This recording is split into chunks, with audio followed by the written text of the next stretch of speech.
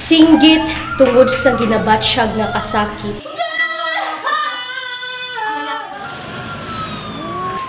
Wawaw sa mga pamilya nga nagakabalakas ang sitwasyon sa ila pinalangga. Hingalo, kag-ara sa bingit sang kamatayon, saksi ang apat ka pader sang ini nga kwarto sa mga manarisari nga itsura, emosyon, kag panghimakas nga gakabuhat, tungod sang desperasyon nga makahalin sa diri nga bisan hinay lang basta ara pa, may ginhawa pa.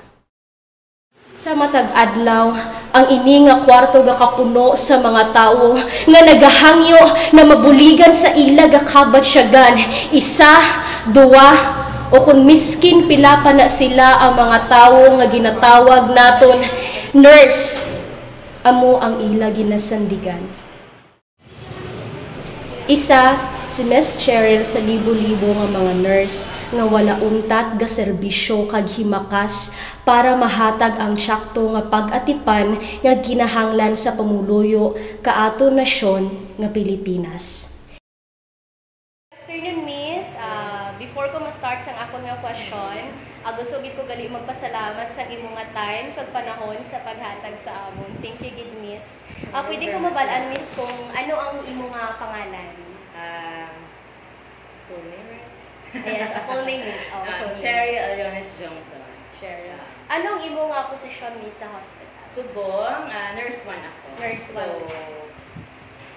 nurse 1. Sa diin na siya nga hospital ni sa Alfredo E. Marinho. Diri sa Sagay. As a whole, more than 10 years na. So malawig-lawig na gid kami. So deserve gid sa nga manurse.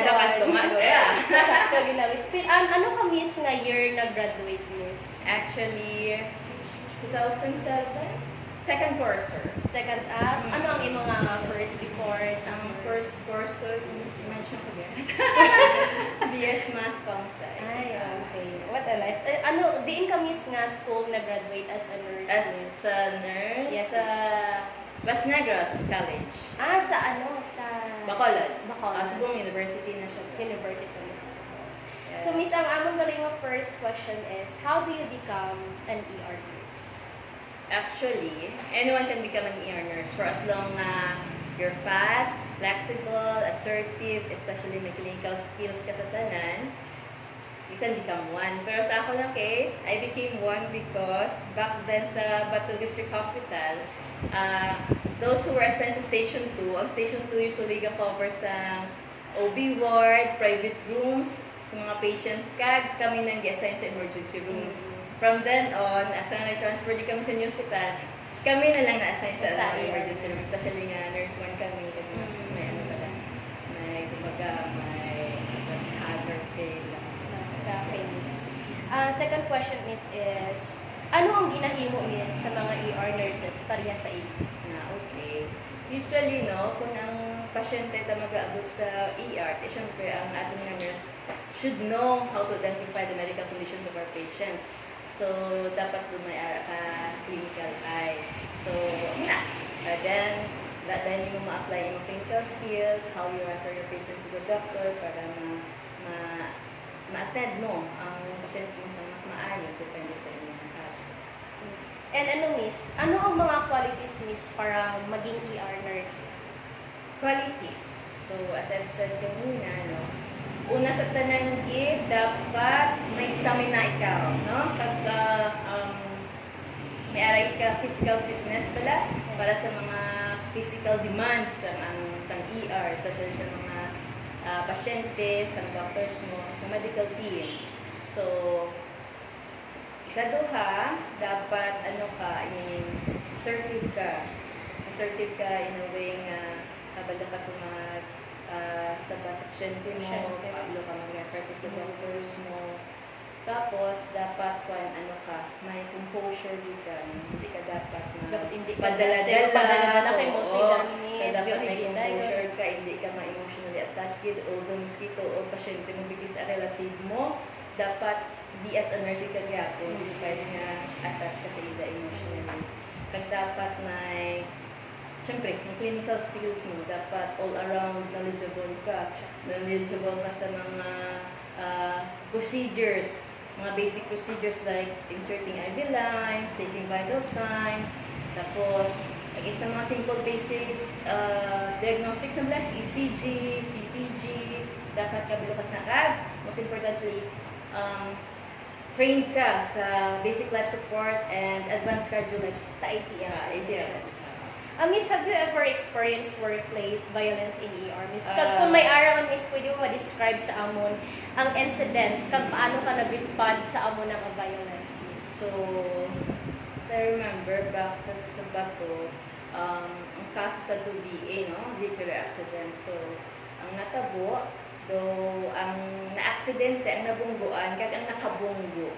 So, ang nabungguan, ang naging dala sa hospital, syempre, ang family were there, ang family members were there, tapos nagsunod ang nakabunggo. So, the both parties ang family coincide. So, what I did, advance, kuwan ko na nga daan, inform ang guard nga, sir, ikuan na nga daan na, isolate na ni sila, i-separate na ni sila, dito i-care ang isa, dito ang isa, para hindi magkabuay ang pamilya, para ma-avoid na ang kamog.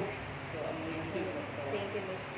Miss, can you give some tips, Miss, or steps para ma-avoid ang violence sa hospital whenever maka-encounter toxic patients or mga folks? Okay, so para ma-avoid ang mga sitwasyon na hindi mo actually totally ma-avoid, pero para lang mahagan-hagan, usually gaset dito, for example, dali nga sa amin sa new, gahatag ito nga daan limitations, so di lang kami as standard care, kaya hindi man kami primary hospital lang kami pila man lang nakabed capacity da amin amin mga doctors na pagkatan, hindi man kami departmentalized, so kung sino ilang araga kami na so set limitations dito. Pagtapos amo na open ka man sila nga basi miyara ka man ma'am, may offer nga mo sinakag, may gentle exit ka mo na. Thank you so much, Miss. Para sa imo, Miss, ano ka-importante ang triaging as an ER nurse? Siyempre, very important din na siya actually, no? Sa ER, number 1 din na siya. Kaya pag sulod sa pasyente mo, you should know, siyempre, sunod-sunod sila. So, ang triaging kami na siya from mild to moderate to extreme ng mga cases. So, you should know kung di na siya nga level ng pasyente mo. Kasi pag sa pasyente mo, doon pang OPD lang man. So, pwede mo might as well, minor case lang na siya, might as well nga, ikuha mo na siya kadali. Pero unahon mo gito ang, syempre may nag-abot nga bleeding, or may hapo. So, importante kitang triaging. Importante kitang triaging. How do you classify, Miss, your patients based ang ilang severity? Based ilang severity, amo to siya hanggang ko, no? For example, ang sa atin nga bleeding, grabe nga, no? Kaya importante bleeding na siya, kaya base nga ma-excarnation ta. So, i-triage mo siya from extreme mo, moderate to minor. So, miskin na una yung minor case, ulihigin na siya kay minor. Siya na ulit natutong na ulihigin na nagbot ng bleeding. Kaya dapat matap natin ng bleeding. Then, may hapo man, pwede ka na sa matagal ang oxygen, ang basi ka naman na. Thank you so much, Miss. Have you experienced, Miss, a hard time when referring patients to doctors, Miss? Kag what strategies nga imo mahatag, Miss? Okay. Oo, may ara agad. Kaya, siyempre, not all doctors share the same qualities or characteristics or characters. So, sa amo na nga, ang sa akong lang dapat may clarity kagid sa pag-refer mo sa doctor mo. In our time subong, messenger naman lang, which is mas basic. Sa ulit sa batuya, naglagan kagid sa ilang room to refer the patient. Ngayon na lang subong, kami technology na messenger individual mas dasig na lang. Okay, online na lang siya. Hindi mas kapoy ba? Hindi mas kapoy, oo. Ma-refer ang pasyente, ga-refer ka sa pasyente mo, ang pasyente sa tupad mo, ang tawag ka sa doktor mo. Unlike sa bato sa una, yung mablagan ka pa ito pasyente mo sa ER mo, ang doktor mo pagin mo sa sulod, mas siya. So, ang panandira, ang guideline ng pagdira, kung ang imong doctor is, depende mo po sa mood sa doctor. Oo, depende sa mood sa doctor. Kung kapoy ito siya biya karon, so, ga-refer ka to siya, pero hindi iya tanan ma-absorb. So, balik-balikon mo. So, amo na, gina-clarify ka. Amo ni Doc ha, nakuha ng pasyente, amo ni Doc ha, clarity gid sa pag-refer mo. Kag ano gid i-chart mo gid sa imong account nga nag-refer ikaw. Tanan-tanan so, gid. para safe ikaw kapag sila mabinay. Mas safe pa gid siya. Mas safe pa gid. Miss, pwede mo describe sa amo, Miss, ang difference in dealing with patients or referrals, Miss, between the pre-pandemic, sang pandemic, kag sang subong? Okay. Sang pre-pandemic. Okay. Sang pre-pandemic, mag-refer sa, ano ba timin ang patients sa ba? Miss, ang difference, Miss, in dealing sa mga pasyente pa rin. Okay. Sang pre-pandemic, so, ang mga tao come and go lang sa ER. Even nga tungang gabi o kagahon, makatulang dito tungod sa fever nga nag-occur na pila na ka-days. Natolerate na yung pila ka-days, nagkadlubi itong kaagahon para mapa-emergency lang. So, wala na sila, come and go lang sila ang patients sa pre-pandemic. Dili mas strict subong before wala sa hadlok ang mga tao magpalanggo. So, matong tawag na normal lang ito siya. Pag abot sa pandemya, ang patients siyempre, nag-advertise na mga ECQ na, quarantine na, so you only go to hospital kung severe cases na ga-i-consultation na lang ga-online consultation na lang So, mahimo mo lang gali, no? Online consultation, magwantang bilis ang tao, nga matinay malapit sa ila gali, hindi magwa-agwa, okay mo lang. Okay. So, mas, pag pandemic na, mas jutay, mas sa ER, pero mas stricto sa rules na wala na kami CPR, wala kami di-intubate, special intubation, no? Kahit siyempre mahadlok yun. So, bisa kung bumulog gani ito mahadlok na gaya. Dapat sila, doon naka-intubate sa bala, the whole hazmat, kagit kag mag-astronaut ikaw. So, wala na naman, gina-advise nga dami nga wala kami di-intubate. Siyempre, hindi pa kasigurado ng positive COVID na siya. So, that time, sa pandemya, minimal ang number of patients So, medyo bilutaw-hay, no? Galing ng mga severe case ng mga kapag delikado lang kasi siyempre may expose kami. So, kung positive ka, quarantine ka, bilang adlaw, kung pamilyado ka, mas luwi ka, isolate kasi mo family pagid na. So, pagka after the pandemic, new normal na So, new normal na medyo may dolax na, no? Dolax na sa pag-receive ng patients, although may additional rules na lang So, sa kada kusang pasyente, kung i-admit na, require tag-swabbing. May swabbing kita sa patient at sa folks. So, sang latest ang lift na ang mga palisiya na about sa COVID. So, patient na lang, na-swab kung may symptoms. Pero kung bakunado man na, may vaccine card, or basta bakunado siya, pag asymptomatic man na, pwede na wala swab. Or depende na sa orders ng doctor, kung for example, for OR siya, miski wala sa symptoms, swab na swab mo. Kasi syempre kasi sa operating room, sterile na siya.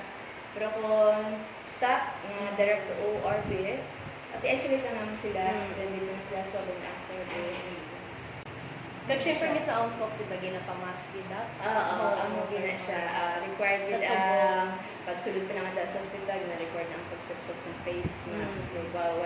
Wala kami busla na isang pasyente, not unless kung i-declare mo kayo sa kung makabulos ka, importante din na nakagawa ka, pabulos ka bantay, nag-have declaration kami. So, dapat sa isa ka pasyente sa isa? 1:1, pero depende man sa case. Pero kung bata na abi nga, kis aduham na. Pag yung stroke ng abuk, Miss, thank you, Gail. Thank you so much, Miss, paghatag sa iyong mga time, sa iyong mga panahon, isang abon nga may interview ka na. Kabala na tayo, Miss, amo lang ginaabon na question. Thank you so much, Miss. Thank you, man. I just hope na may nabulig din ako sa inyo. Thank you so much, Miss, sa amon nga project sa emergency. Thank you so much, Miss. Thank you.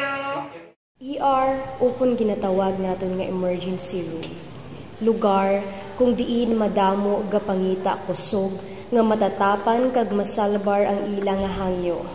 Lugar kung diin ang matag isa-isa nagasalig na biskan gamay lang Biskan hinay lang, basta may pulso kaginhawa, ang paglaong wala agakadula. Ang mga nurse ang aton ER, mga tao nga ginasandigan kag saligan sa kadaman. Handa irisgo ang ila kaugalingon para kita matatapan. Bagkos, aton kisawa ay gakapasalamatan. Hindi hapos ang ubra sang isa ka ER nurse. Ikaw, handa ka na balang maging kabahin kag maging isa sa ila?